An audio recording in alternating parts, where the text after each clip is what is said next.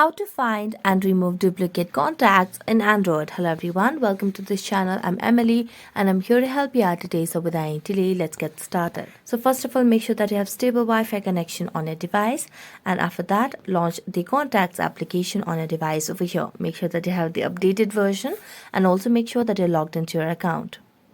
Now here you will be able to see different contacts over here. Now if you want to find the duplicate contacts, you just have a tap on the search bar and you can just make the name or username or the number to find the duplicate contacts.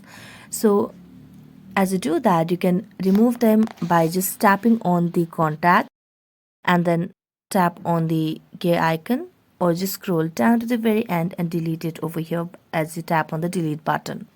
You have to go to each individual contacts and remove them. There is no direct way to remove the duplicate contacts in Android. So that's it. Thank you so much for watching this video. See you next time.